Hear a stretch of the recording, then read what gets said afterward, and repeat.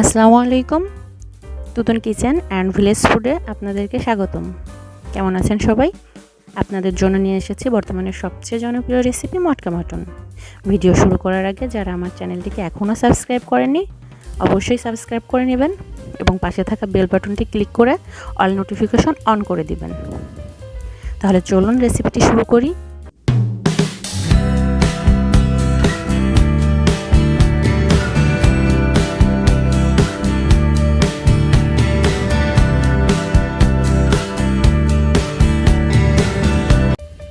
আমি এখানে 1 কেজি খাসির মাংসকে পরিষ্কার করে ধুয়ে নিয়েছি। এখন এতে দিয়ে দিচ্ছি 1 কাপ পেঁয়াজ কুচি। এখন আমি বাটা মশলাগুলো অ্যাড করছি। দিয়ে দিচ্ছি 1.5 টেবিল চামচ রসুন বাটা, 1.5 টেবিল চামচ জিরা বাটা, 1.5 টেবিল চামচ আদা বাটা, 1 চামচ হলুদ গুঁড়া, 2 চামচ মরিচ গুঁড়া। এখন শুকনো মশলাগুলো দিয়ে দিব। দিয়ে দিচ্ছি 2টা তেজপাতা, 3টা দারচিনি, 7-8টা লবঙ্গ,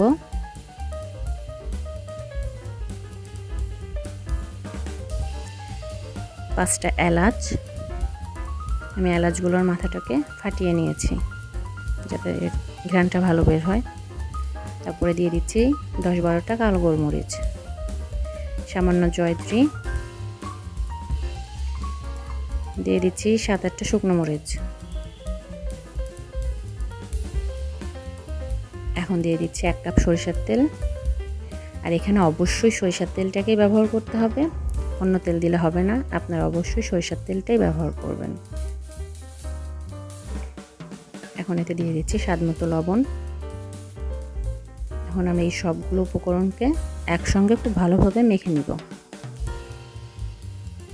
এটা একটু সময় নিয়ে খুব সুন্দর করে মেখে নেবেন।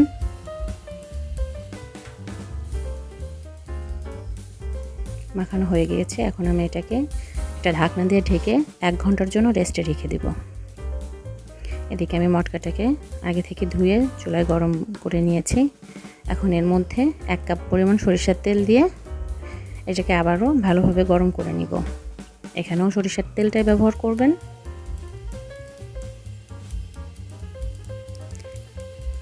আমি এটাকে ভালোভাবে গরম করে নিয়েছি। এখন আমি এর মধ্যে আগে থেকে মেখে রাখা মাংসটাকে পুরোটা এর মধ্যে দিয়ে দেব। তার আগে এর মধ্যে কয়েকটা আস্ত রসুন দিব। আস্ত রসুন দিয়ে সম্পূর্ণ মাংসটাকে এর মধ্যে দিয়ে দেব।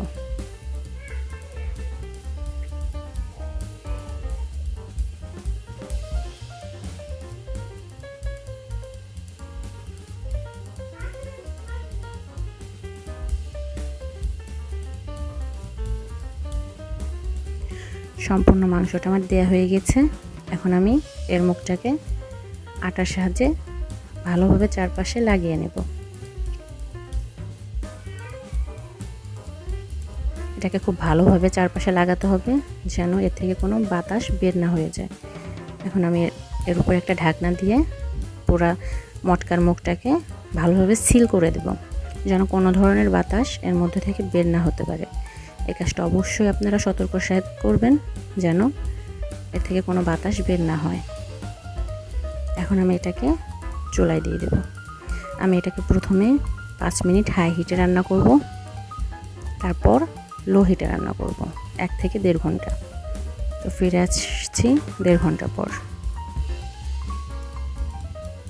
এটাকে আমি একটা ছুরির সাহায্যে খুলে নিব।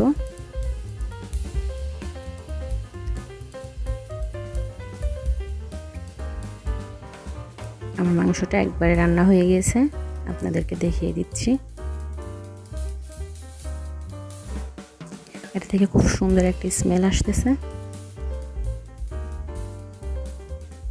দেখুন এটা পুরোপুরি হয়ে গিয়েছে।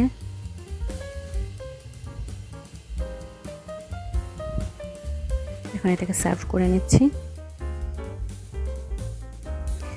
এটা আপনারা ভাত, রুটি, পরোটা যে কোনো কিছুর সঙ্গে খেতে পারবেন, খুবই মজা লাগবে।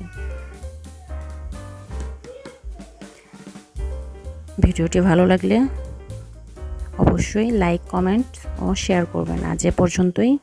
আল্লাহ হাফেজ।